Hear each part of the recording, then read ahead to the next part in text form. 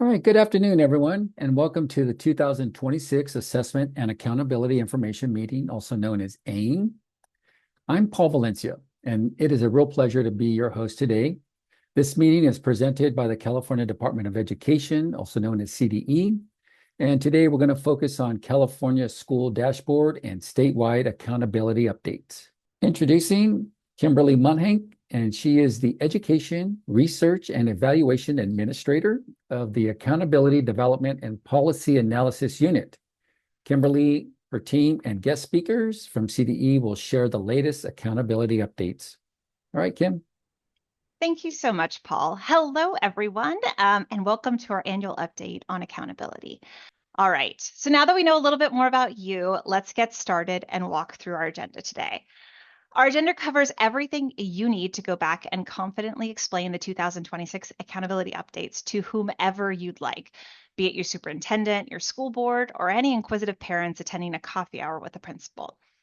We'll start off with walking through the local education agency and support updates, specifically around ESSA and differentiated assistance. Then we'll prepare you for our brand new aligned dashboard and assessment data release this October.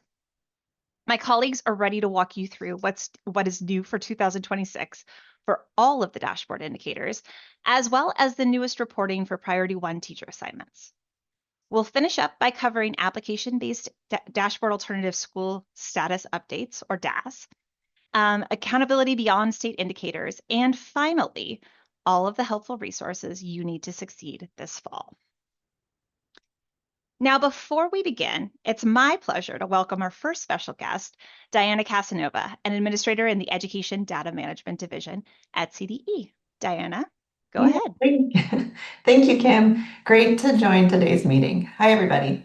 As Kim mentioned, I work in the Education Data Management Division, and I support the CalPEDS office. And here's what I love about the work and the job of supporting CalPEDS. I have a hand alongside all of you in collecting and pulling together a universe of data for California students in schools. And then we use this data set to better understand and to depict the current education landscape. And so, as you all know, the value of this work extends beyond our ability to tell stories with data. It's also information that we can use to guide our decisions, to answer questions like, what's working well here? What can we celebrate? Where can we improve? What can we learn and grow from? And so these are all really important questions that help guide our work.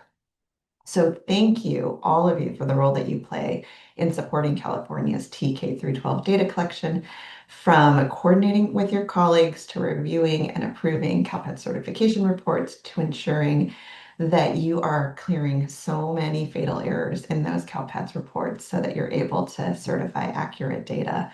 All of you do have a hand in helping us make a difference and really moving from basing our decision making in anecdotes and moving toward grounding it in evidence. So congratulations on wrapping up 25-26 and looking forward to 26-27. Thank you so much, Diana. And thank you for stopping by today. We truly would have nothing to talk about here today without all the efforts that your team and the LEAs put in each and every year to provide us with data. So now I'll hand it off to Justin to start today's deep dive into accountability. Thank you, Kim. I get to get this party started with the local education agency and support updates. But let me first apologize for last year. When I initially said there were no changes to differentiated assistance, geez, I was way off. The first thing I learned when I came to accountability many years ago was to never make the same mistake twice. Believe me when I say I was paying close attention to all things differentiated assistance this last year for this very moment. Nothing got by me this year, nothing. Let me tell you, whoa, there were a lot of changes. I definitely chose a good year to pay close attention. Well, I can already tell that you are fired up for today's presentation. So let's go. I'm going to try to match your intensity. But before I begin with all these amazing changes, I wanted to pass it off to my good friend, Anissa Sonnenberg, with the Students Achievement and Support Division. Anissa, it's all yours. All right. So my name is Anissa Sonnenberg. I'm the Education Administrator from the Student Support and Achievement Division, and I am the administrator of what is known as our System Support Office. So we work with the various lead agencies and help coordinating in the building and throughout the state, as well as our 3 levels of support, which is what I'm going to share with you today as your special guest. So if you go ahead and can go to the next slide, thank you. So the statewide system of support, which you may or may not know, was created under our LCFF legislation to support our local educational agencies or our LEAs with what they need in order to develop and implement their LCAPs. So the LCFF levels of support that you can see here on your screen for our local agency support include the following 3 levels of support. So some of this may sound familiar to you if you are familiar with our MTSS framework for our schools to make sure that every student gets what they need. With the system of support, we use that same MTSS framework, but really answering the question of what does every LEA need. So first we have our level 1 universal support for all. This is our first level of support, and universal support includes no cost resources, tools, and assistance made available to all of our LEAs that are out there. And then we have level 2, targeted support, supplemental, and it's commonly referred to as differentiated assistance or DA. This level of support is for LEAs that meet our state board eligibility criteria for additional support. It includes specialized support in the way of coaching, capacity building, continuous improvement, professional development, and strategic planning. And of course, making sure we're using data-driven activities during that support.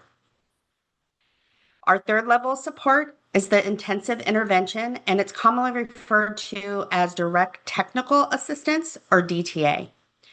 This is provided by our state partners, the California Collaborative for Educational Excellence, or CCEE, and it provides a more intensive support for our eligible LEAs that meet the criteria.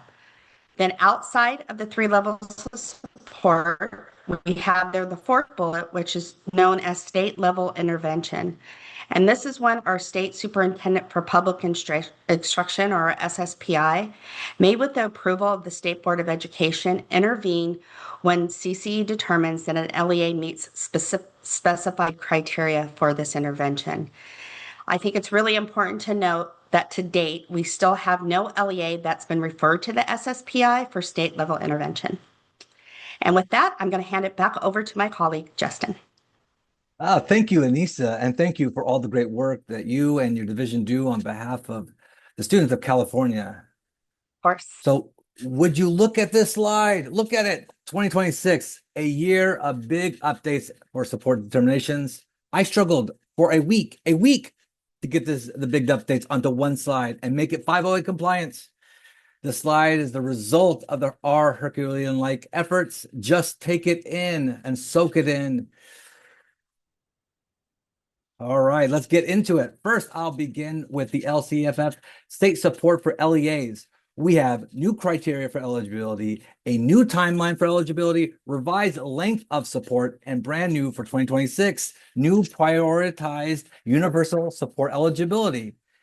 When it comes to federal support for schools, 2026 marks the start of California's second 3-year cohort of ESSA school support. Our first cohort began with the 2023 dashboard and ended in 2025. But everything is not the same as it was, as this year marks the beginning of ESSA to LCFF support pathway. This is definitely a lot to take in, but today is your lucky day as I get to share my devoted passion for the system of support over the next 20 slides. So let's start by diving deeper into these big changes. 2026 was busy, not going to lie. LCFF, new eligibility criteria. The State Board of Education updated the eligibility criteria to determine LEAs for support beginning with the 2026 dashboard. These changes are so epic. Oh my hot tamales. We couldn't just sit on them for a year. Are you kidding me? We wanted to implement them right away. So people don't believe me when I tell them that these exciting changes are happening this year. This year, I assure them the rumors are true, and then we danced of celebration and joy. This isn't a joke. I have pictures, but I couldn't figure out how to blur out their faces to protect their privacy, and I also couldn't get them 508 compliant. But the dancing was real. LCFF LEA support criteria. What's new? More like what's not new. First, eligibility determinations every 3 years for differentiated assistance instead of every year. Now we get 3 years of fun in the system of support for the price of just one. I'm getting chills just thinking about it. If that wasn't enough, though, indicator performance instead of priority area performance. Next, we'll be identifying LEAs using the same differentiated criteria for all. Yes, you heard me right. Same criteria for all LEAs, districts and COEs and charters. Long gone are the days of having to explain the differences between support determinations for districts and county offices of education and the criteria for charter schools. Who would have thought we'd have been here? Not me, not me. And a quick note before I get censored. Long gone are the days of 2 separate files, one for districts and COEs, and then one for charter schools. No more, my friend. There will be one LCFF assistant file to rule them all. If 2 years ago, adding the 14th student group to the LCFF determinations left you, well, wanting more, I have a cure. Performance at the school and district level is now included in determinations as the all student group. This will allow small LEAs without performance colors for students to join in the fun of LCFF determinations. The energy is palpable. Last year was the first year we incorporated CalPAT's submission into differentiated assistance determinations. Well, it was also the last year. Support based on CalPAT's behavior is no longer labeled as differentiated support and is now just technical support. Also, local indicators no longer contribute to eligibility determinations, while only one LEA qualified for differentiated assistance last year based on the local indicators. This has been a key part of determinations since 2018. To summarize this slide, all I can say is what a time to be alive. Remember this moment as years from now, your grandchildren ask you where you were when the LCFF support criteria was updated. You can joyfully and proudly recall this moment to future generations. So I know a lot has changed, but as our heads are still spinning from all of this, you may be asking, what, if anything, stays the same for LCFF LEA support criteria? Well, here it is. LCFF LEA support criteria, what stays the same? The good news is that differentiated assistance support remains based on student group performance. Also, as Anissa introduced level 3 direct technical assistance, this criteria remains the same for 2026. Remember, direct technical assistance criteria is based on the priority areas and looks at dashboard performance in the past 4 years. Now, this is the moments you have all been waiting for. The reason why you even signed up for AIM this year, I'm sure.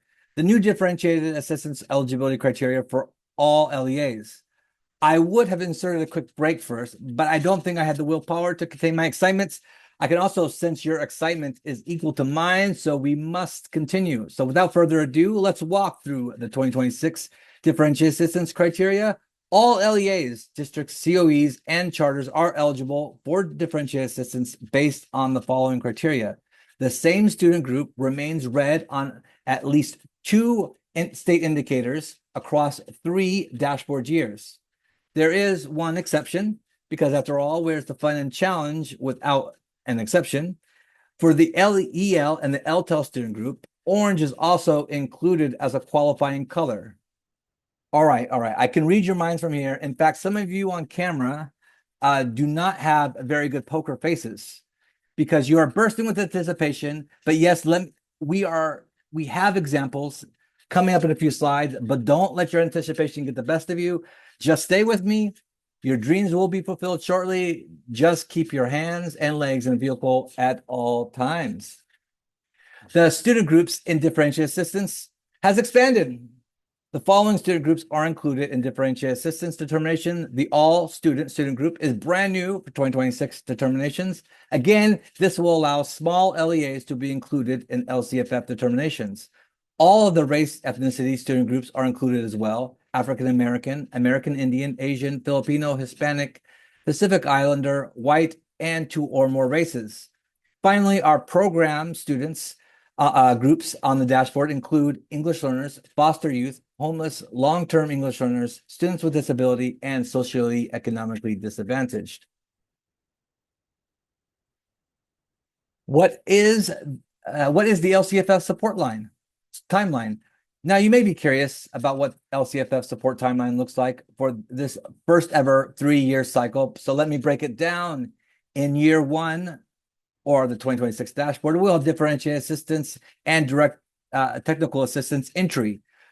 This will also be the first time we share the LEAs eligible for prioritized universal support based on the 2026 dashboard only.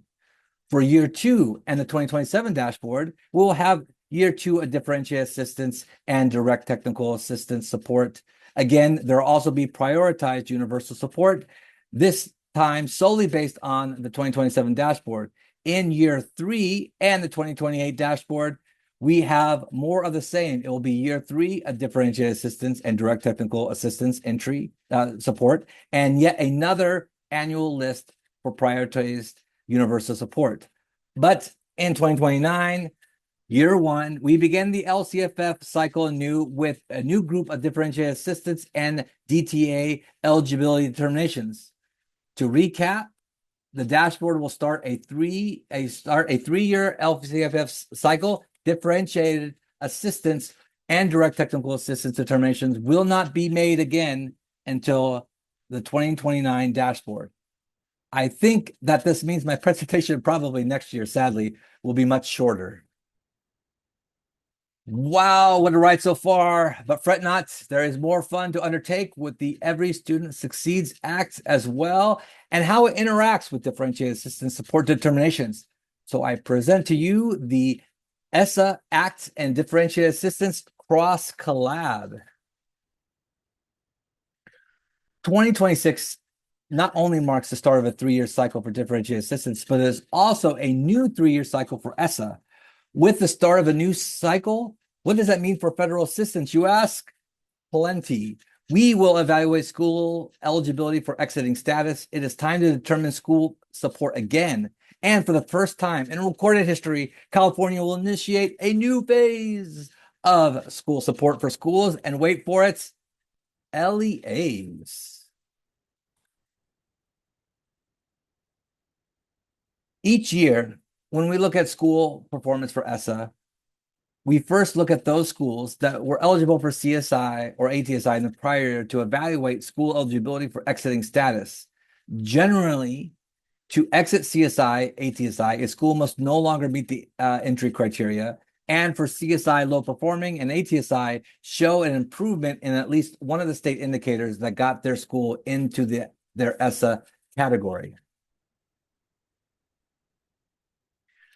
Once we determine that those schools that exited CSI and ATSI, then it's time to determine schools for support again.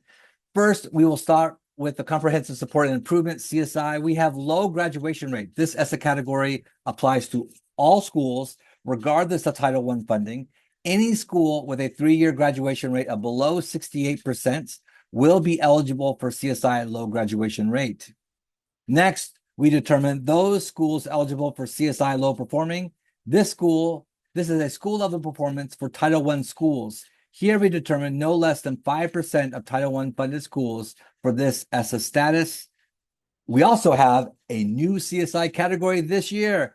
So many changes, it's hard to keep track, but schools that have been in ATSI and do not exit within 4 years will move into this into the CSI not exiting ATSI category.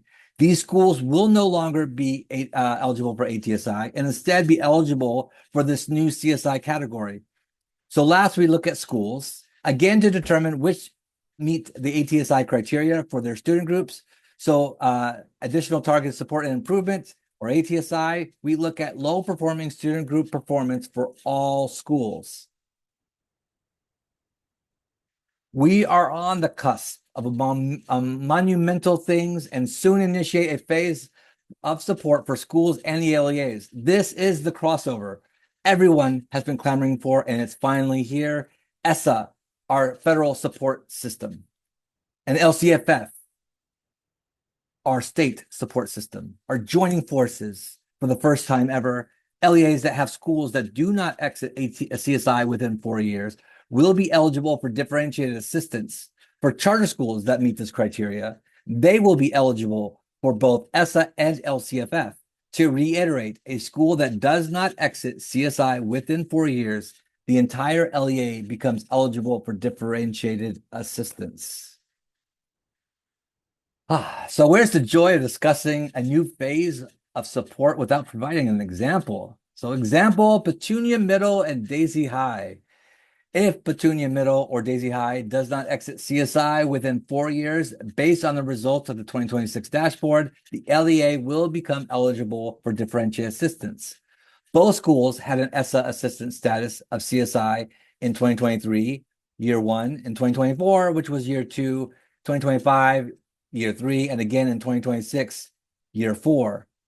Petunia was eligible for CSI low performing for all 4 years, while Daisy High was eligible for CSI low graduation rate. As you can see in the far right 2026 LCFF status column, both schools have pushed their LEA, Garden Unified, into differentiated assistance.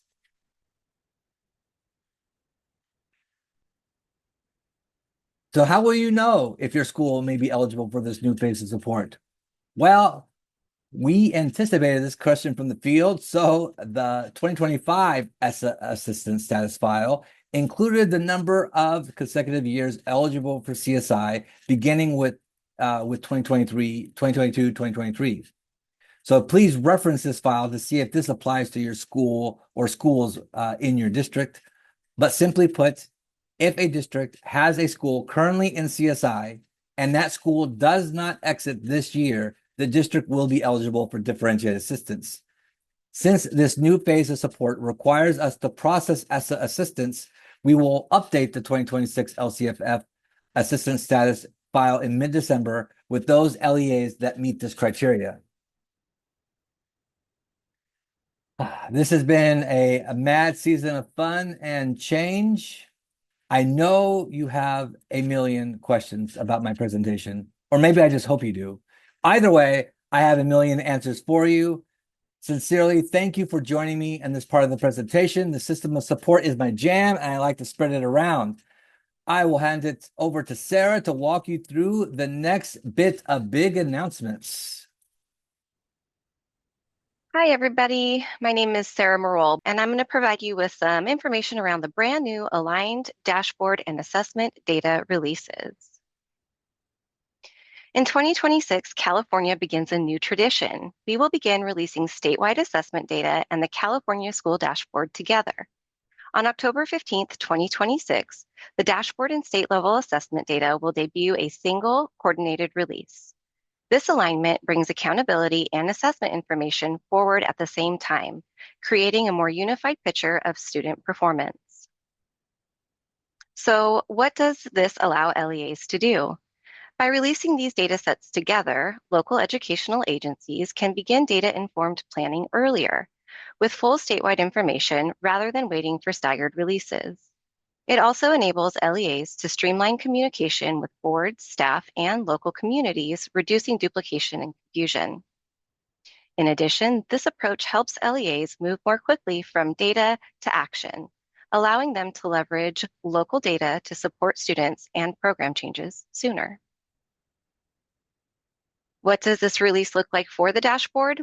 This year, the dashboard will offer private data preview for LEA and school dashboard coordinators on October 14th, 2026. This preview will include data files for all statewide indicators except ELA and math growth. The public release of the dashboard is scheduled on October 15th, 2026 at 10 a.m. and will include statewide results and the LCFF differentiated assistance files. The release date of the dashboard has gradually moved earlier in recent years, and October 15th will remain the annual release date moving forward. For 2026, dashboard data will be released through a two-part schedule. A second accountability supplemental release is scheduled for December 15th, 2026. This release will include additional dashboard reports and downloadable data files, growth data and downloadable data files, federal support determinations, and updated LCFF differentiated assistance files, including a re-release for Method 5 LEAs. It will also include the School Accountability Report Card, or SARC files, and the Dashboard Alternative School Status 1-year graduation rate. Now, you may be asking yourself where to find all of these dates and the latest information. We have good news. The CDE has created a web page to help support this release. The Align Dashboard and Assessment Data Release webpage was launched in May and includes useful information around the timeline of key dates, correspondence that has been shared to LEAs about the aligned release, and a list of frequently asked questions. Keep an eye on this page as updates and additional resources will continue to be added to this page to support the field in the release on October 15th. All right, I'm going to pass this over to Catherine, and she is going to give us some updates for the 2026 dashboard. Thanks, Sarah. As you've heard, it has been a year of change, and now we get to go through what updates does the dashboard have in store for us this year. I get to start us off with the College Career Indicator and its updates for the 2026 dashboard. Hello, my name is Catherine Morrissey, and I'm an Education Research and Evaluations Consultant with CDE. In May 2026, the State Board of Education approved 3 new measures for the CCI, Cambridge International, Work-Based Learning, and the State Seal of Civic Engagement. Additionally, 2 current measures, International Baccalaureate and Leadership Military Science, were expanded, but we will go over those a little later. Starting with the new Cambridge International measure of the CCI. For those of you who don't know, Cambridge International, or Cambridge, is a global provider of educational programs. It is part of Cambridge University Press and Assessment. Cambridge has a strong international recognition for their advanced levels, or A-level courses, which are known for their rigor and allow students to specialize deeply in a few subjects. Cambridge offers both courses and exams, with some exams being accepted as college credit. But how does an LEA show it has prepared a student for college/career through the new Cambridge measure? The prepared criteria is complete 2 Cambridge A or AS level courses with a grade of C- or better, receive a score of big E or little e or higher on 2 Cambridge A or AS exams, or a combination of exams and scores, as long as they're not in the same subject. Cambridge was also approved as a plus measure to the Met University of California or California State University requirements. Plus, complete 1 Cambridge A or AS level course with a C- or higher, or an A or AS level exam with a score of big E or little e or higher. And now I'd like to introduce our next measure, I'd like to welcome another special guest that we have with us today, Allison Frenzel, an Education Programs Consultant from the Career and College Transition Division here at CDE. Thanks so much, Catherine. Hi, everyone. Thanks for having me. So I'm here to talk a little bit about the new work-based learning measures that have been approved by the State Board of Education. So in May of 2026, the State Board of Education approved 3 new WBL, or work-based learning measures, and determined a minimum number of hours students must complete to measure how LEAs are preparing them for college and careers. This can now occur through the existing approved measures as well as through internships, student-led enterprise, and simulated work-based learning. So in our new measures, an internship means a supervised and structured work-based learning activity that takes place outside of the classroom and in a workplace. It must be connected to a school-based program or course. It prioritizes beneficial learning and experiences for the students. It involves the supervision by both school and workplace employees and provides career experience and educational benefits. For internship programs to count towards CCI preparedness, students must complete a minimum of 50 hours in a workplace environment. It also includes an employer evaluation, which the student is expected to meet or exceed expectations. The next work-based learning measure is called student-led enterprise, which refers to a supervised and structured work-based learning activity involving a school-based entrepreneurial program. A student-led enterprise is connected to a school-based program or course. It integrates current industry standards and involves the development and operation of a revenue-generating business regardless of profit or loss. And for student-led enterprise programs to count towards CCI preparedness, the students must also complete a minimum of 50 hours occurring outside of their class time. The final measure that was approved was simulated work-based learning, which involves emulating a workplace setting in a school environment where pupils can practice real job tasks, problem solving, and decision making. For the for simulated work-based learning programs to count towards the CCI preparedness, they also must complete a minimum of 50 hours incurring inside or outside of their class time. And together, these options recognize that meaningful work-based learning can take place in a variety of settings while still maintaining a clear minimum standard for student participation. So that is all I have today for the measures, and I appreciate the opportunity to share those with the field, and I'll toss it back to Catherine to introduce the next guest. Thank you so much. Thanks, Allison. So now that we know more about what work-based learning looks like and what makes it high quality, what does the work-based learning measure of the CCI look like? Well, completing a high-quality work-based learning combined with one of the following plus measures can show a school or LEA has prepared their graduate for college or career. By completing a career technical education or CTE pathway, completing a college credit course with a C- or better, completing 2 years of leadership or military science, meeting the UC-CSU admission requirements, receiving a score of 3 or higher on the ELA or Mathematics Smarter Balanced Summative Assessment and a score of 2 or higher on the other, earn the state seal of biliteracy, earn the state seal of civic engagement, which we are going to talk about in just a moment, complete an advanced placement course with a C- or better or AP exam with a 3 or higher, complete an IB course with a C- or better or exam with a 4 or higher, or complete a Cambridge AS or A-level course with a C- or better or exam with a big E or little e or better. Quite the options here. But now we have another special guest who will talk about our next measure. So I would like to welcome Sarah Smith, an Education Programs Consultant with the Professional Learning Support Division here at CDE. All right, thank you, Catherine. Hello, everyone. I am happy to be here today. I will be giving you a very brief overview of the State Seal of Civic Engagement, also known as the SSCE. So the SSCE was adopted by the SBE in 2020 to recognize California public school students in grades 10 through 12 at participating LEAs who demonstrate excellence in civics education and participation and an understanding of the United States Constitution, the California Constitution, and the democratic system of government. To earn the seal, LEAs are required to develop local requirements, procedures, and optional local criteria based on their own local context and on the SBE adopted criteria and guidance. The CDE receives information that LEAs award the seal to their students through an auxiliary data portal. That is it for me. I'll turn it back over to Catherine to go over how this fits into the CCI. All right, thank you for that overview. So I have been told that Allison and Sarah will need to leave soon. So if you do have some questions, feel free to use that Q&A feature. I do see some questions coming through, so hopefully we can answer some of them. And we can, we'll also answer obviously more of them as well as we go on, but just keep those questions coming so we can do that. But back to the State Seal of Civic Engagement and how it was approved for the CCI as a plus measure.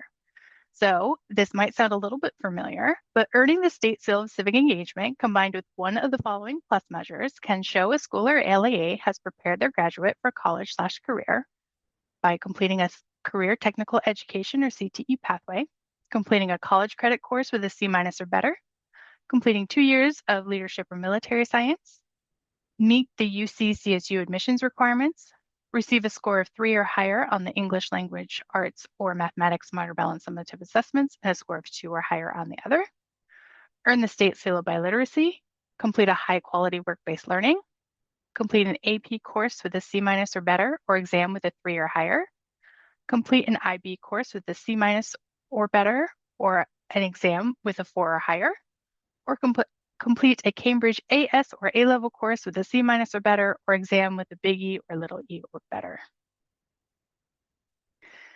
So in addition to the new measures we just talked about, 2 existing CCI measures got some updates in 2026.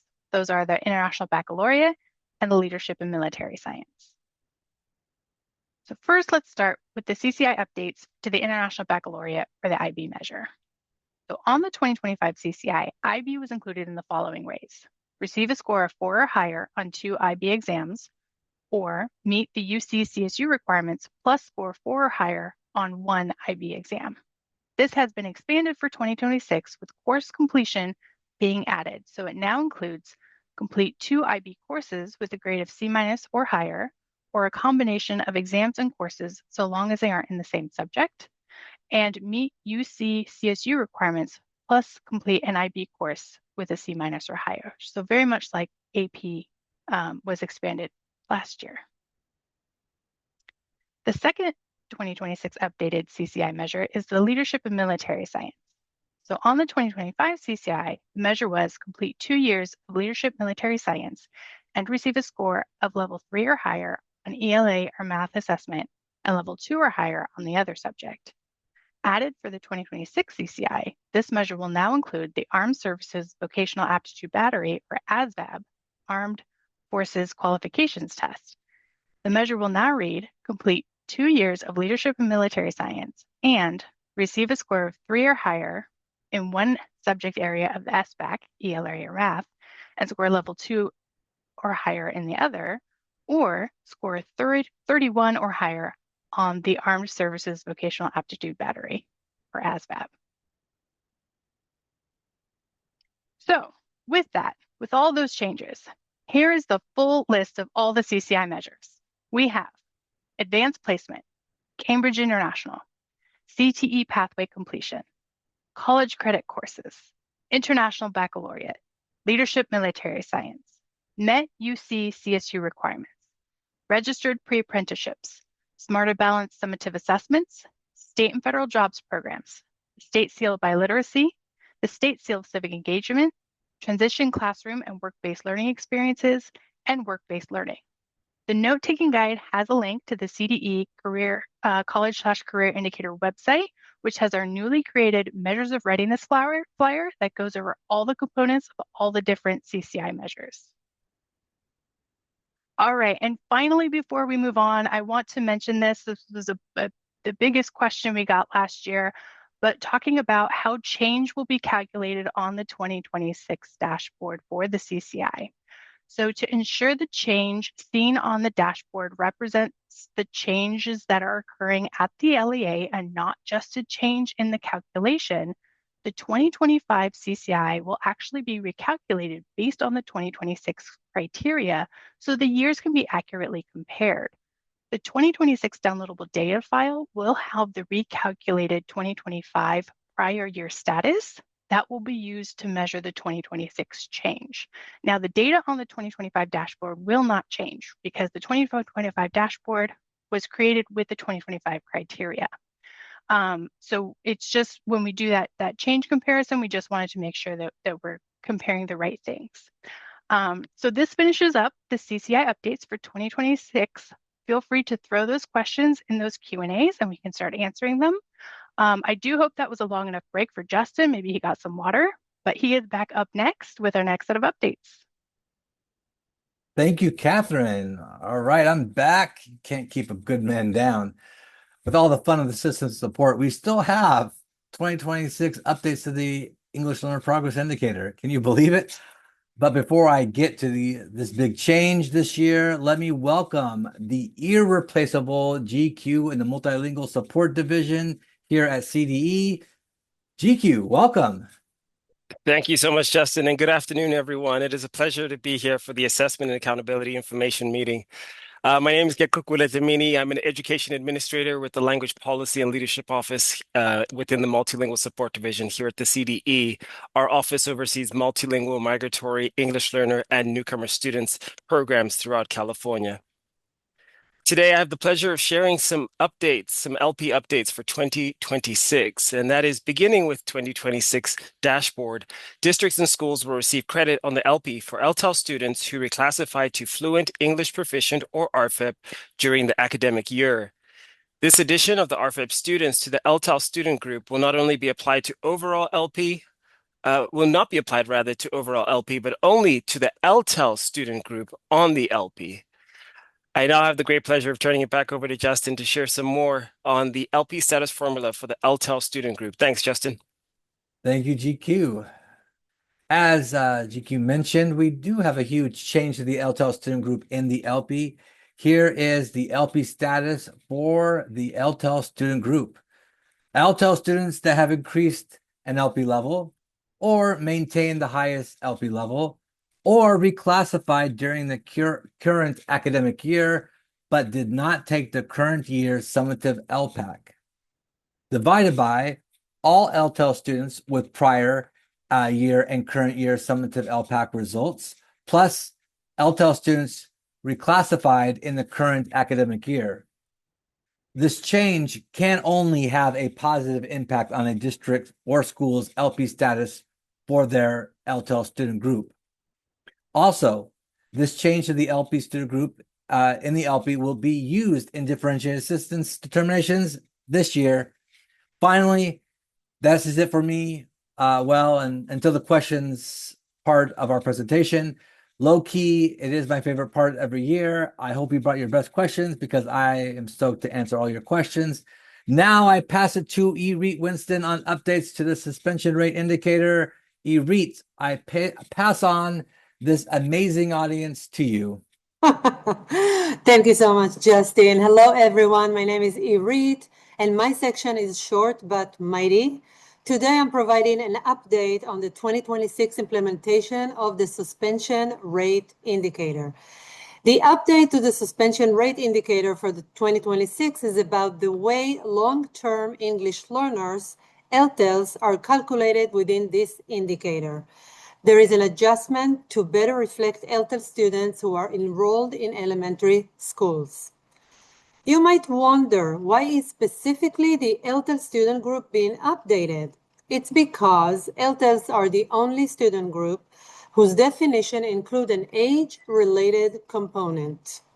Per Education Code 52052, a long-term English learner is a student who has not reached English proficiency within 7 years of being first identified as an English learner.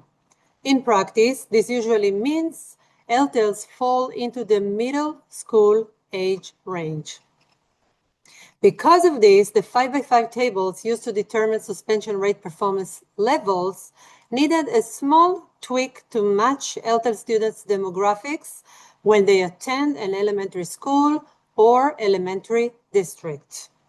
At the school level, LTELs will use the middle school 5x5 table instead of the elementary table.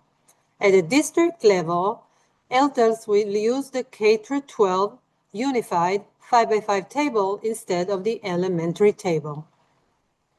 That's it for me. I'll head it over to Katrina to talk about additional update for 2026. Thank you so much, Yuri. Good afternoon, folks. My name is Katrina Gonzalez, and I'll be taking us through the next few slides. We'll start with continuing the conversation around the 2026 updates, specifically the new indicators on the dashboard, which include science, ELA growth, and math growth. At the July 2026 State Board of Education meeting, the board voted to make science, ELA growth, and math growth full indicators within Priority Area 4. This means a few different things for these indicators. First, the new indicators will be moved out of the informational purposes section. This means that science, ELA growth, and math growth will have their own dashboard cards on the front page of the dashboard with their respective performance levels under the academic performance section of the dashboard with the other ELA and math, LP, and college career indicators. These indicators are also scheduled to be incorporated into differentiated assistance criteria beginning in 2029, as Justin mentioned earlier. The State Board of Education chose to align the differentiated assistance to the 3-year LCAP cycle, so the next time these indicators can be included for support determinations for differentiated assistance will be in 2029. Finally, the state board has announced their intent to evaluate these indicators for inclusion into the Every Student Succeeds Act, or ESSA, support determinations following the 2026 identification cycle. So while the science indicator has been on the dashboard for a few years now, it's really important that we review what this will look like on the 2026 dashboard now that it is a full indicator. It will have similar information as the other dashboard cards, but let's look over it together anyways. At the top of the card, there's a Learn More button. Selecting this button will provide a quick synopsis of the science indicator. Below that is a performance level or color gauge that we're familiar with seeing with the other indicators. You can have a color of red, orange, yellow, green, or blue. And for this example, this school or LEA received a yellow performance level. Next, the dashboard card shows the status in science points and change in the number of points from the prior year for this school or LEA. Science points can range from 0 to 100 points, and in this example, the school or LEA received 52.6 science points, and the change of this school or LEA is 1.5 points, and it's categorized as a maintained change level. At the bottom of the card is the equity report, and this report shows the number of student groups that fall within each of the performance level colors.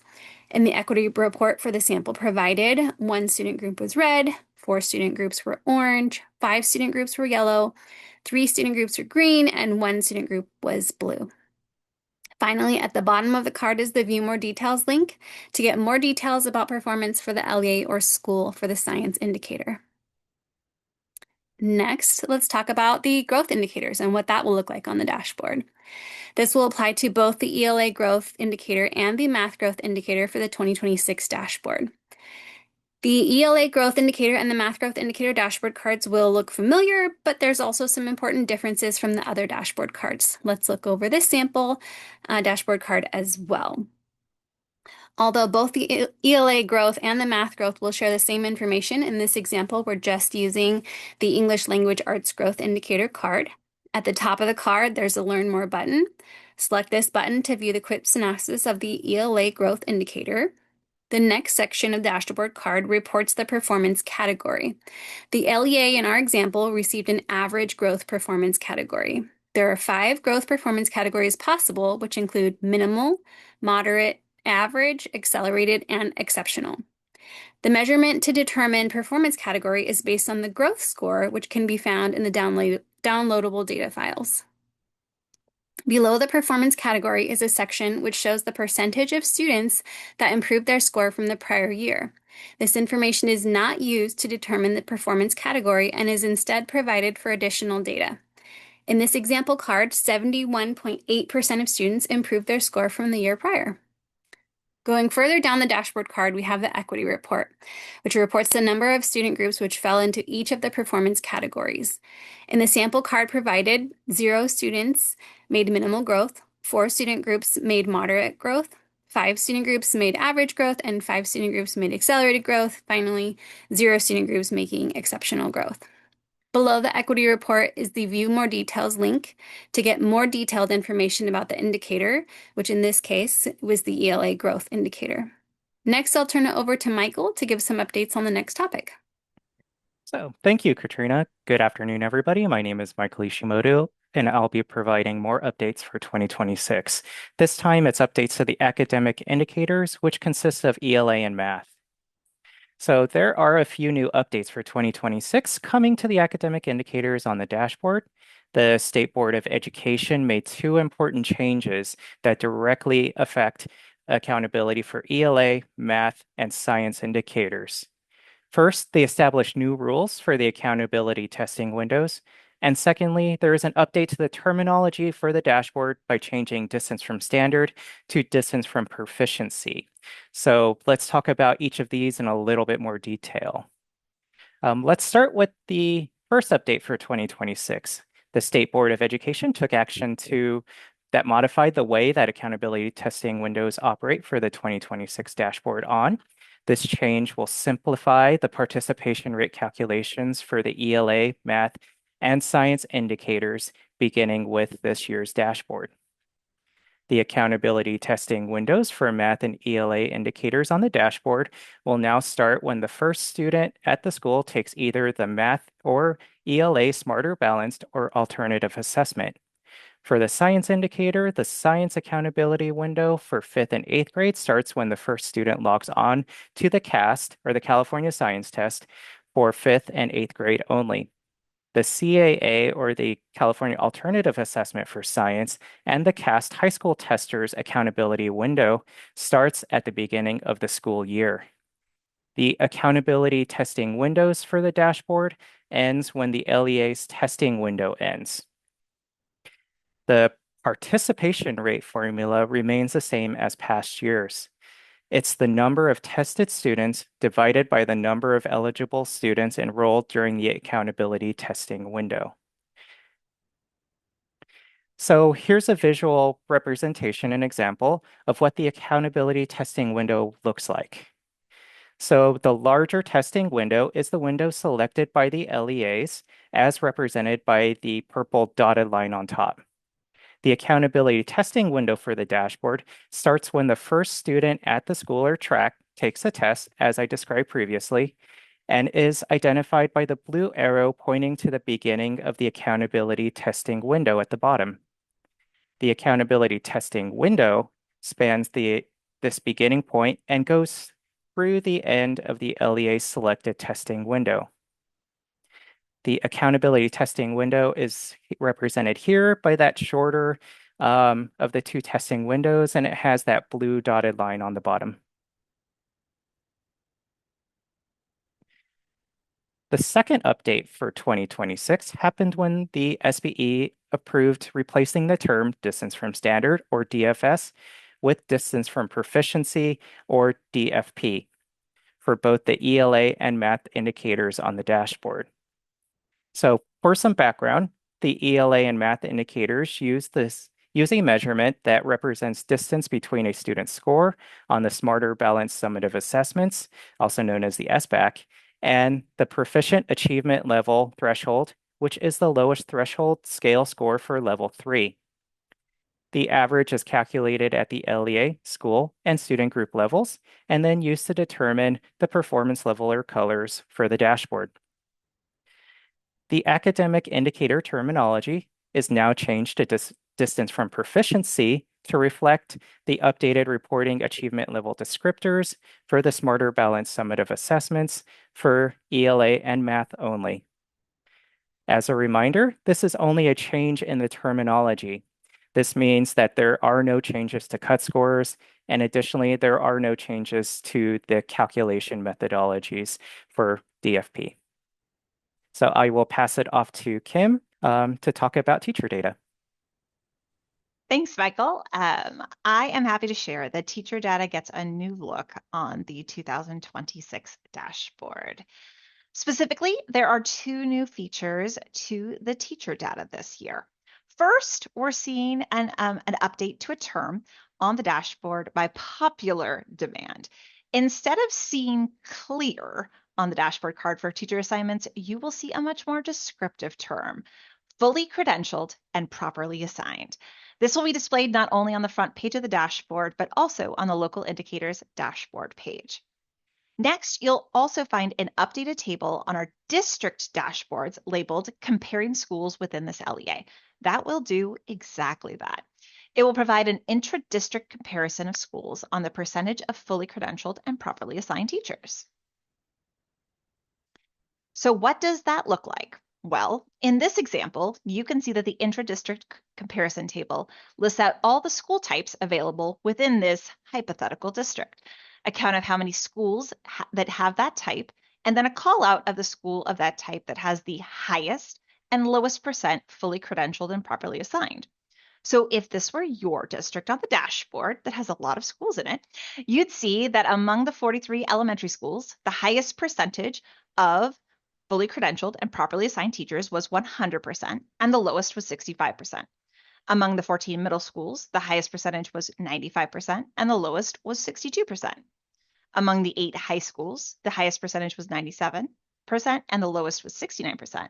And then among the 2 alternative high schools, the highest was 85%, and the lowest was 65%. Speaking of alternative high schools, I also have some updates on the Dashboard Alternative School Status, or DAS schools, for the 2026 dashboard. If you had the chance to peek at any state board accountability items in 2026, you would have seen us speak or write about some of the possible changes to the application-based DAS system. I'm happy to confirm that no changes were made to the application-based DAS criteria on the Education Code-based criteria or the Education Code-based criteria in 2026. However, with the State Board of Education's help, we were able to begin accepting applications for the 2025-26 accountability year. New applications were processed based on the existing criteria for 2026, and the application period closed on June 1st.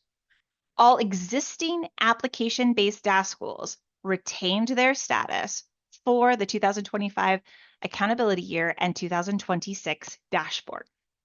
Now for the 2026-27 accountability year, we will restart renewals as well as new applications for any charter schools or alternative schools of choice that are seeking application-based status.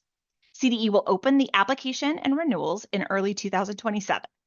Now, due to the timing of our delayed renewals over the past few years, almost all application-based schools will be eligible for renewal. Information on the necessary application materials will be posted to our website in late 2026 in preparation for this application period. And now I'll pass it back to Catherine. All right, so now let's talk about accountability beyond the state indicators. So the myCDEconnect unified system is a helpful tool developed for LEAs to manage multiple program reports all in one location with one account.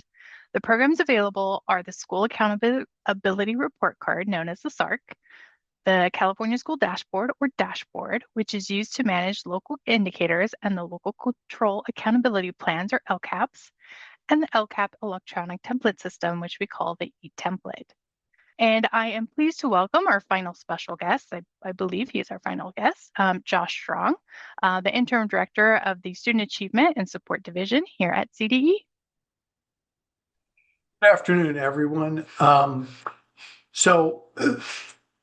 August 17th, 2026, the myCDEconnect annual user designated user registration opened for alternate authorizers, California School Dashboard coordinators, and SARC coordinators. The myCDEconnect system has an annual designated user registration, and that registration has opened for everybody to enter in their new credentials. Alternate authorizers, California dashboard coordinators, and SARC coordinators will have to register for 2026-27 user accounts. As at this point in time, all 2025-26 accounts have expired and are now inactive. If you need information on registering, you can see the email that was sent from lcff@cde.ca.gov, or you can connect with lcff@cde.ca.gov or sarc@cde.ca.gov for more information on registering as an alternate authorizer, a California School Dashboard coordinator, or a SARC coordinator. Catherine, back to you. Great, thank you so. Yep, I'm muted. Thank you so much. Just a few words about the 25-26 school accountability report cards.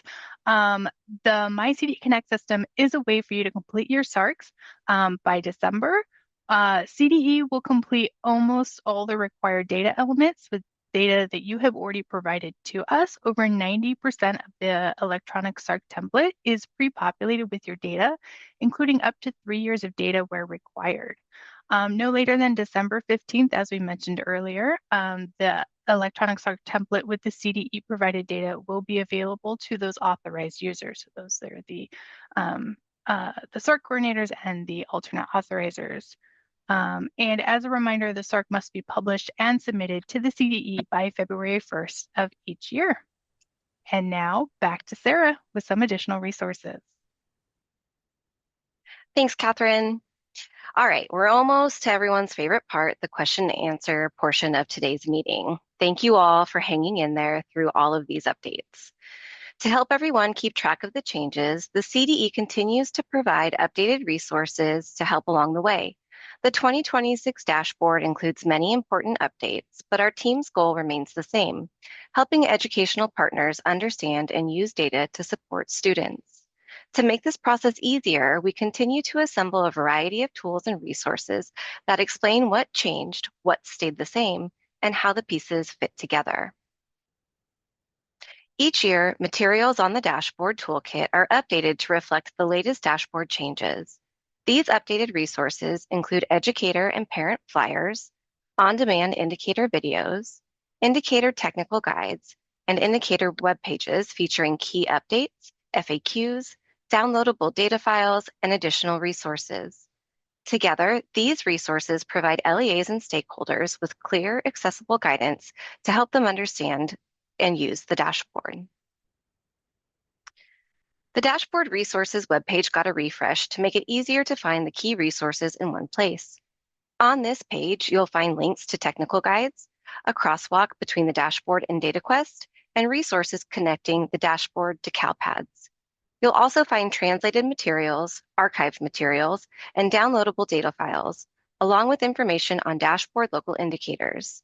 This refreshed page brings these resources together to support consistent understanding and use of the dashboard data across LEAs and stakeholders. If you are interested in seeing dashboard data in a different way, check out the additional reports in the upper right corner of every dashboard. Here you'll find 15 different reports that allow users to focus on what's most relevant to specific sites or student groups.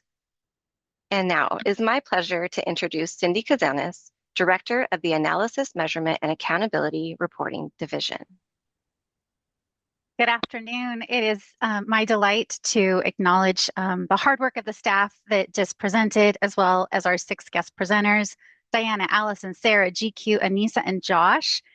You have heard from our just a fantastic team that puts all of this together. And then beyond that team, we have a series of individuals who are actually processing your data right now. So we are on track 8 weeks from now to have a dashboard release. And without further ado, I want to turn it over to Kim to begin the question answer period. Thank you so much, Cindy. And thank you for all the reactions. Sincerely, we do appreciate all of you tuning in today. We know that you took time out of your busy schedule now that school is back in August for everyone. So thank you for joining us. And please, this is your opportunity to clarify anything that we have said. We take all questions and answers. There's, this is a classroom-based operation, right? There are no silly questions, right? We want to make sure that if we misspoke, we missed a word, said something, or perhaps, there's a blip in our note-taking guide, we want to correct that. And you're right here to help us do that. So we've queued up a bunch of questions to answer live, and no surprise, Justin has a lot of them. That's kind of how that goes. So Justin, I'm going to let you pick 2 to start out with, and then we'll go from there. You limited me to 2. Can I get 2.5? I'll get 2.5. I'll address the first one, which was not a question, was a comment, and they asked when I was going on the road with my information. I'll go wherever Cindy and Kim they send me. I'll go wherever they want me to go. All right, so the first question is goes as follows. My understanding is that for the LP only, orange is considered differentiated assistance eligibility criteria. However, the slide presented the resource for English learner and LTELs.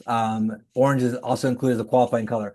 Yeah, that's a mistake on my part. You know why? I love the LP, and because I work on the both. Like some of you guys don't know that I work on differentiated assistance and ESSA and the LP. Those are all what I take care of, and all my wheelhouse. And sometimes I get carried away, and I forget that people don't know as much about the LP as I do. So yes, it's the orange only applies for the LP, for the LTEL and the EL student group, but they have to have reds on their other indicators, but an orange that only applies to the LP for the LTEL and EL student group. And then another question, my second one, can you explain the ATSI that goes in the CSI again after a certain number of years? Yes, if a school that is currently in ATSI, so you can go back to the 2025 file that we released December 2025, and if you have a school or that school is in ATSI, that school, if they do not exit this year, based on the results of the dashboard, they will move into a new category, the CSI not exiting ATSI category this year. So yes, so if you don't exit ATSI within 4 years, and all schools that are in the file have been in ATSI for at least 3 years, which will mean this 2026 will be the 4th year they did not exit, that they will be eligible for that CSI other category, or CSI not exiting ATSI category. Back to you, Kim. Thanks, Justin. I will answer this first question that's paused up here. Will English language arts and math indicators be considered for LTEL eligibility determination for DA? So, right, we're always working through student groups, right? And we're looking at indicators as well. So yes, so long-term English learners are a 14th student group, and they are considered across all of the indicators, inclusive of English language arts and math. So those are also included in our determinations this year. And I will scroll to see another one. There's a question on, do the hours for the work-based learning measures aggregate across 4 years, or must a student fulfill all of the hours in one school year? This is a good question, and there's a reason why we defined high quality work-based learning. High quality work-based learning is a single instance within a course of 50 hours of work-based learning.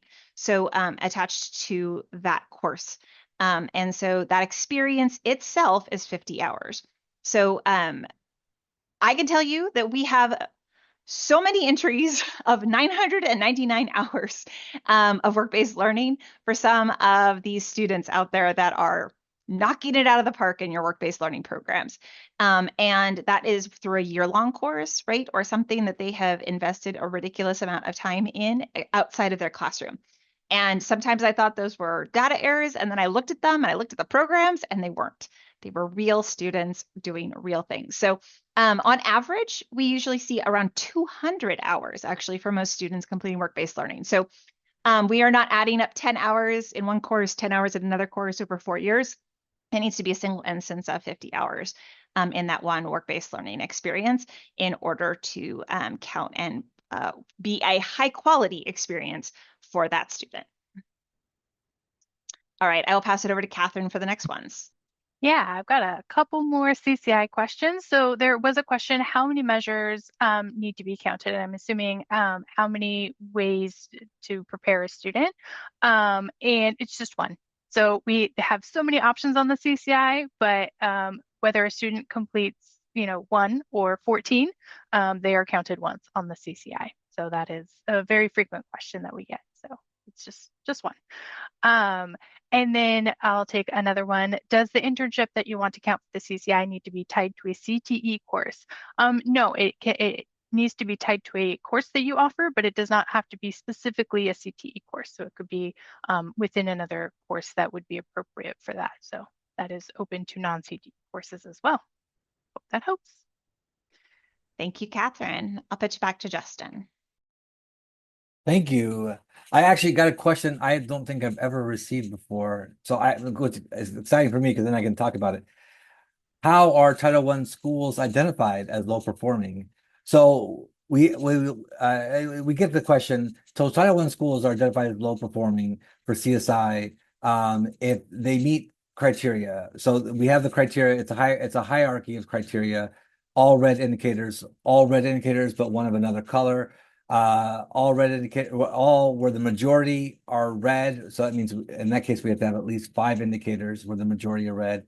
And then we have a 4th criterion, all red and orange indicators.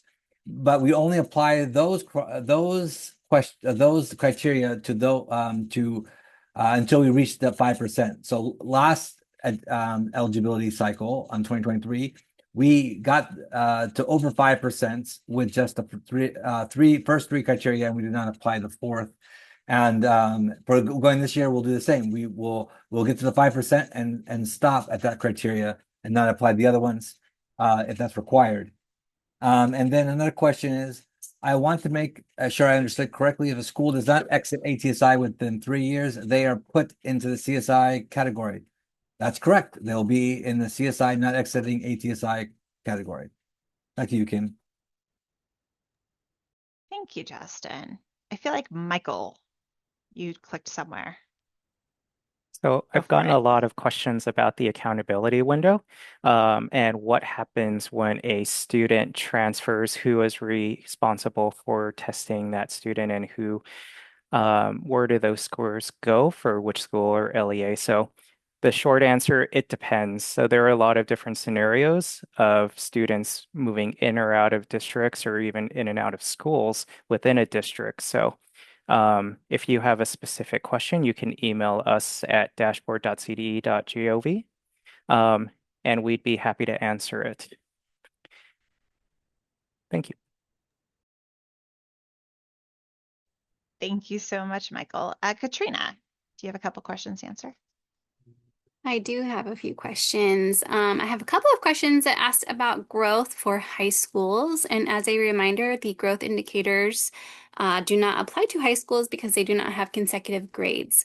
So we are not able to calculate a growth score for those schools. There was also another question related to growth.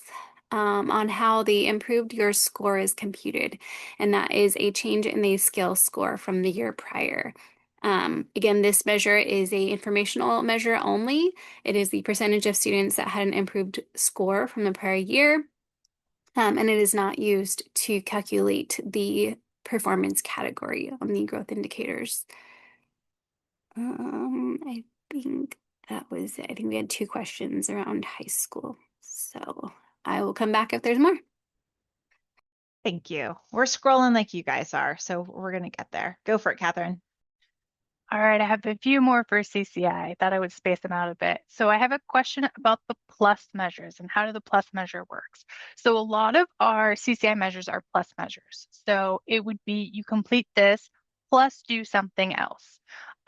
And I do want to give a quick shout out that some of our flyers have been posted and are live. So if you have not yet done so, please feel free to check out our new Communications Toolkit website where we have our CCI flyer. And you can actually see this all visually where you can check it out. But that would mean if it is a plus measure, you have to do the main measure and then plus one of the other options. So when I was going through those long lists, you would have to do like the high quality work-based learning plus one of those things. You don't have to do it. It's not all of them on that list. It would just be one of them. But just doing the work-based learning measure on its own, or just doing the state seal of civic engagement on its own, would not put a student in that prepared category. So it would be plus one other thing from that list. And so we have a nice little chart in our new CCI flyer that I would point you to take a little visual look at that. And then we had a question about for the internship, how do we ensure the data is reported? Where do we have to report that? If we have an internship program, that is a great question. And that is why we invited Diana here this morning or this afternoon, and she kicked us off because we work very, very closely with CalPEDS, and we want to make sure that that information is in there. There is a work-based learning file, which is where we are going to grab that information for. So if you have an internship, if you have that student-led enterprise, if you have that simulated work-based learning, we are going to look at that work-based learning file. And that is where we are going to grab the number of hours and that information. So that, that will need to be completed for those students who have those work-based learning activities. So that's where you would want to complete that. Thank you, Catherine. All right. It's so nice to have all these lovely experts, right? To hop in and answer the questions. So I have a question on how does this all apply? I assume this is the whole presentation to DAS schools. Will there be any adjustments on the dashboard for DAS? And the answer to that is no. DAS schools on the dashboard, whether you are an alternative school based on education code and defined by your school type as an alternative school, or you are a DAS school through application base, meaning you're a charter alternative school of choice that has applied for that status, there are no differences on your dashboard in any of the metrics. There used to be, and when I say used to be, that's now 7 years ago. So we could all feel old about that. So 7 years ago, that's the last time that we incorporated different calculations for our alternative schools. Since then, we've been prohibited based on our federal law and ESSA, and they told us we are no longer able to use those modified metrics. So DAS schools have some additional opportunities to for the CCI. However, their calculation is still based on the 4 and 5 year cohort.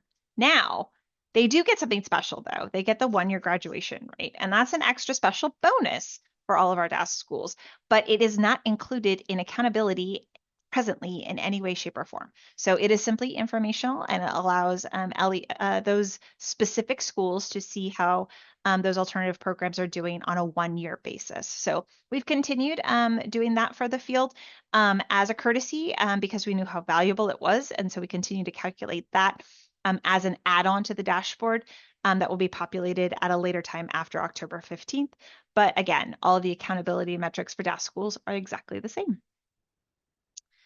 And then there's a question around, will we be able to see the recalculated 2025 scores somewhere? So whenever we make an update to the dashboard, we need to make sure that we're comparing apples to apples, not apples to oranges, right? No matter how we'd like to do that. So we always go back and we recalculate, right? Whenever we add anything to the formula. You will always be able to see those when you download the file as the prior year score. So that's available in all of our downloadable data files. And you'll see that if you, unless there's some very strange case where it's exactly the same, you're going to see the recalculated score. And then if you go to your 2025 dashboard, it's not going to look the same, right? This was a huge issue that happened in 2025, right? People saw their CCI go up incredibly, and they looked at their 2024 dashboard and they saw, oh, we grew by 10%, but their change was only 1%, or they had a decrease. And they didn't understand, that we had gone back and recalculated based on adding AP courses and AP coursework into the CCI. So that inflated everyone's scores, but we also recalculated their prior year score to see what the change is. So those data files are your best friends to dig into the data and be able to see everything. And they will be very important this year because we do not have the additional reports coming out until December 15th. So we might all need to practice our Excel skills and make sure that we are able to see all of those prior year scores and information in our data files this year as well. All right, Justin, you want to go answer a couple more? I would love to. Not that I was counting, but that was technically 3 questions in a row for you, Kim. Anyway, with the early release of the dashboard, is it possible the ESSA assistance list will be released earlier this year, or is it mid-December still a timeline? Now, I like the energy of this question because we share are like-minded and we share the same passion, and we want to get out ESSA support as soon as possible, but not likely. There are other factors that require ESSA. ESSA is very complicated to process. In addition to, we have to reprocess differentiated assistance because of that ESSA to LCFF connection. So December 15th is still our targeted date for ESSA release. And then if a school is an ATSI for 4 years and does not exit, does that mean the LEA goes into differentiated assistance?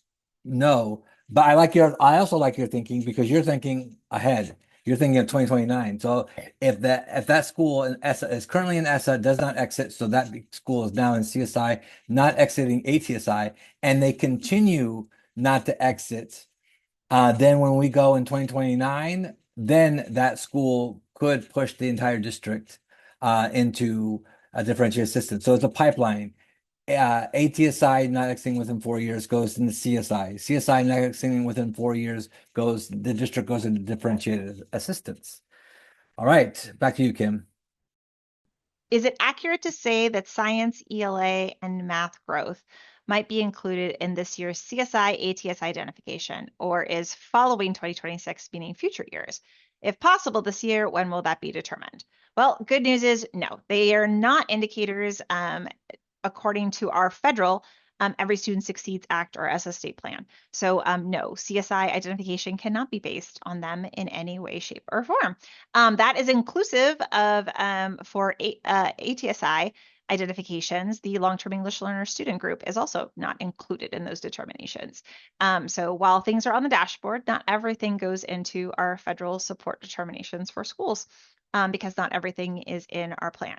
However, that future look, if a future state board determines that they would like to add that to our SS State Plan and the federal government agrees with us, in that addition, that would be active at our next cycle in 2029. Michael, Katrina, I know you guys got a couple.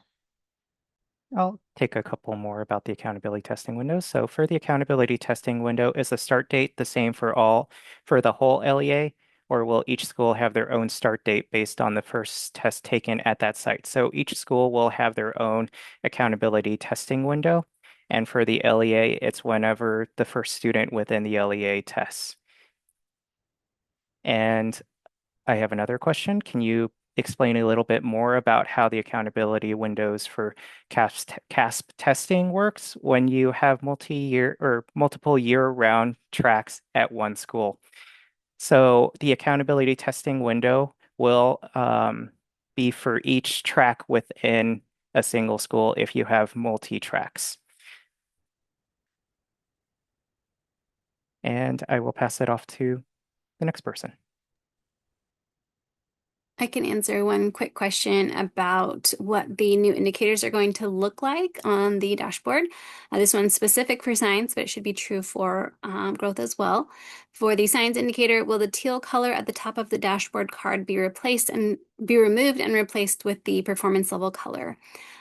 So for those of you that are familiar with the 2025 dashboard, the informational purposes indicators had kind of a blue tealish color at the top, which indicated that it was for informational purposes only. Now that it is its own full indicator and not for informational purposes only, it will move into the indicator pages and it will have the appropriate color across the top to reflect their performance level. So thank you for asking that. Yes, that is a visual change that will occur, and as well as the move on the physical dashboard. I found two more that I get to answer. So one of them is a SARC question, which I love to have. Will the SARC template have any changes this year? So the State Board of Education at their July meeting did approve the SARC template. There was one small change to some of the tables. So you will look for that change shortly. It should be hopefully posted to the website shortly. Our lovely colleague Dana, who had been doing the SARC for many, many years, was fortunate and was able to retire last year or this year. So we are trying to scrape by and figure this out, and we are definitely trying. So stay tuned for that, but we are definitely working on it. And as you can see with the myCDEconnect, it is we're working on transferring that over and getting all those registrations rolled over so that we can start working on updating the electronic template in there. So you can all start working on that as well. And then I had another fantastic question about the CCI for the ASVAB and how do you submit your ASVAB scores? So currently right now, it is not something that is collected in CalPADS. So both the ASVAB and the State Seal of Civic Engagement are collected through an outside data collection process through the Education Data Collection System Access or Education Data Collection System. So it's an outside system through CDE that you would have to submit your information to CDE that way. And that's how we would grab that. So it is not done through CalPADS. It is done through this secondary data collection system. So keep your eye out for that and how you submit your data that way. Thank you so much, Catherine. Justin, why don't you answer a couple more questions? All right, my pleasure. Will 2025 for the LP be recalculated like the CCI to calculate change? As Kim had mentioned just a few moments ago, yes, we will be recalculating the LP the prior year to match that of the current year. In fact, once the state board approved that back in May, our team was already on it because my team is me, and we like to do things right away and get right to it. So, and then do prior year students in the denominator of the LP need to be enrolled in the current year? No, we only look at the current year. So if you're an LTEL student and they reclassified in the current year before taking the summative LPAC, they will count. They don't need to be prior year students to not be enrolled in the current year. We'll look at that as well, but the same rule applies. Those that are LTEL students are reclassified in the prior year and in the current year. All right, back to you, Kim. Yep. You can answer more if you want to. Well, wait, of course you're gonna give me You've that got a few queued I up. know. All right, on the eligibility slide for differentiated assistance, it says that ELs and LTELs for the LP are eligible if they are red or orange. So is it ELs and LTELs? Yes, the LP, the English Learner Progress Indicator, is the only indicator that applies really just to two student groups, ELs and LTELs. So yes, if they are red or orange for the LP, either student group, that will check that box for that state criteria, and they would just need one other state indicator that is red in all 3 years to meet differentiated assistance criteria. And I'll enter one more. With the new DA eligibility criteria, when does the 3 consecutive years begin? 2026 or 2023? The answer is neither. The 3 years that we will be using is 2024, 2025, and 2026. Those are the 3 years.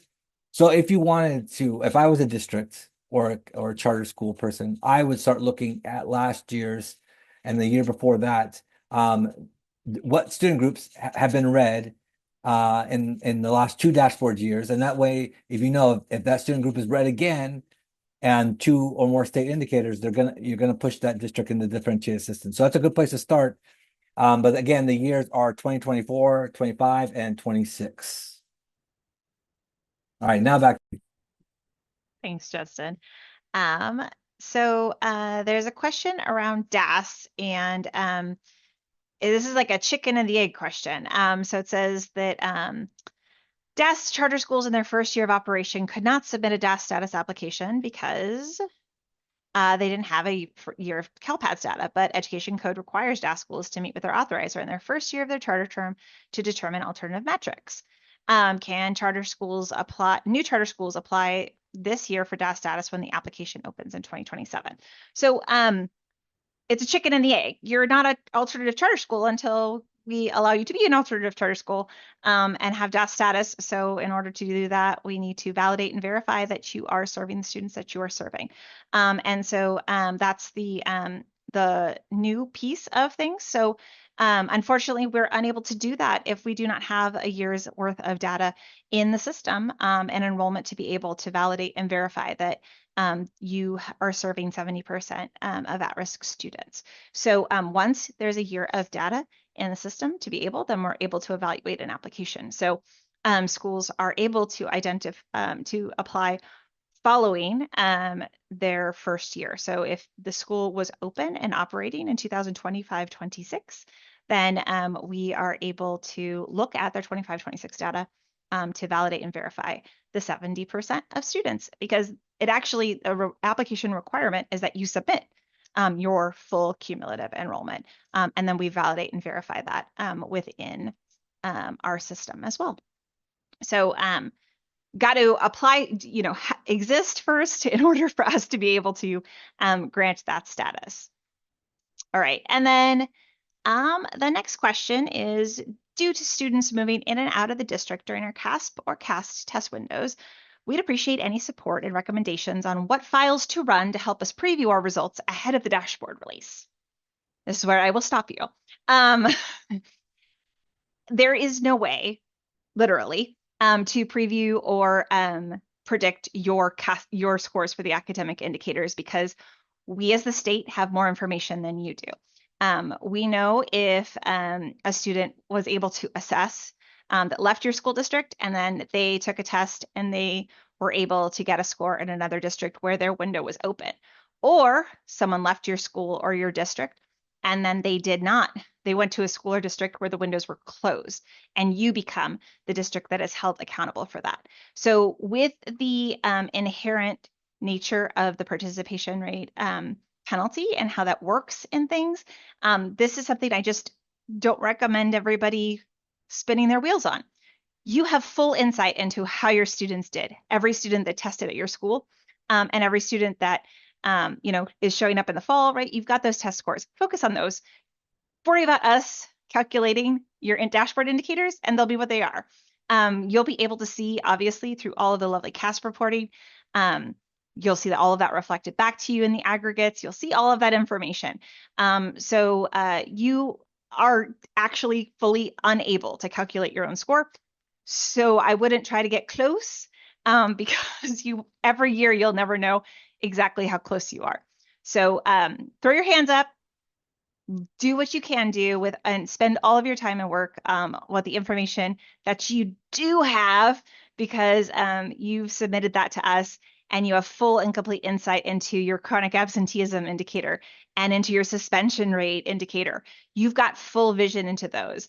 And like I said, what it'll look like on the CAASPP reporting website for your school district. So focus on that and leave these weird things that we've got to do all kinds of crazy stuff with to us. All right, with that, I'll turn it over to Justin.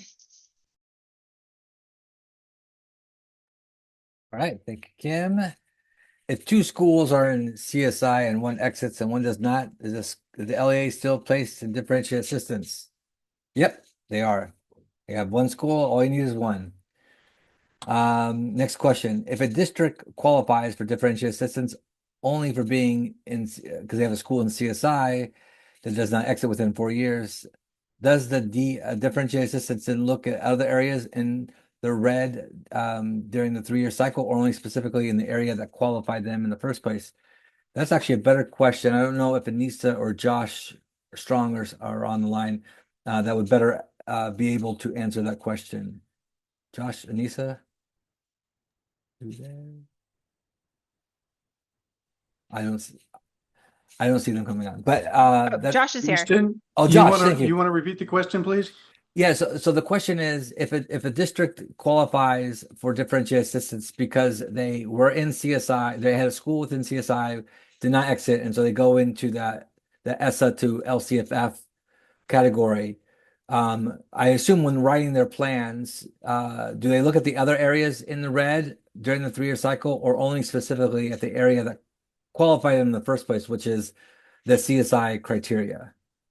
So at least in terms of the LCAP, that's two different answers. I mean, because one, you're going to be looking at any of the indicators that are performing in the red and ensuring that there's specific actions for those.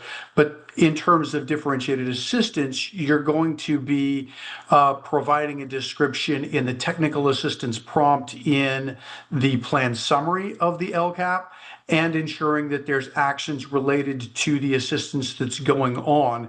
And that will be related to how to support the LEA and the school or schools that have failed to exit CSI in 4 years.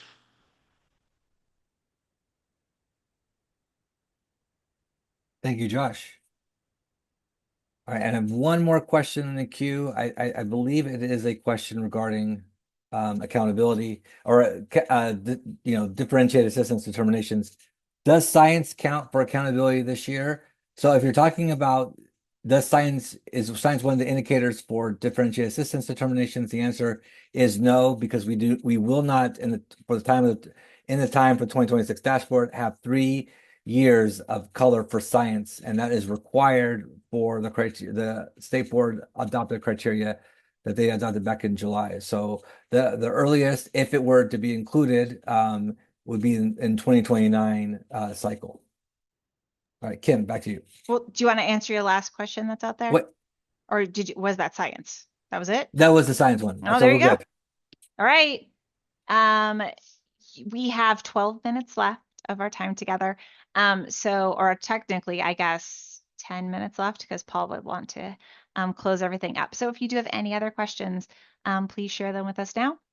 Again, there's 430 of you still here, so we welcome any of those questions to go through. Here's a good one. I read somewhere that there would be an early preview in September. Is that true? I only heard the October 14th here. Okay. So this is the fun of the aligned release, right? We have our assessment folks that have their own timeline for when you will see your aggregated results right in the CAASPP reporting website and a preview that you'll see there. So I believe that is scheduled for sometime in September. For the dashboard on our end this year, this is the first year we are not having a preview on the website. Simply, we're only having our October 14th data file preview. So on October 14th, we will provide dashboard coordinators with a link to a lovely box.com folder where you will be able to access the downloadable files for the indicators. Those will not include state results. They will only include aggregates for districts and schools and student groups. And at that time, you'll also see a preview of our technical guides prior to their publication on the 15th. On the 15th, you will see all of the live websites, right? Everything will go up. So pay close attention to any preview dates. And as I share that, assessments will have one set of preview dates for their set of information.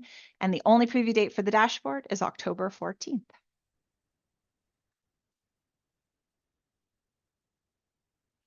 All right, Michael. So this is a follow-up to one of my previous answers. So am I understanding correctly that LEAs now have to create CAASPP testing windows for each school in their LEA rather than one main window for the whole district? So there's it's a little bit different. So the LEA will set the testing window. Within that, you have the accountability testing window that is applied to each school and at the LEA level. So there are two different things. The accountability testing window for the dashboard is calculated by us whenever the first student takes a test. The testing window set by the LEA is just for the entire LEA. So hopefully that helps. All right, Justin's getting a pile of questions at the end.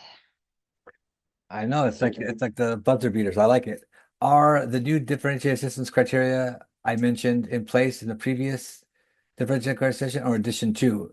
They replace it. So it is the prior differentiated criteria that's based off of priority area combination is no longer used for differentiated assistance criteria.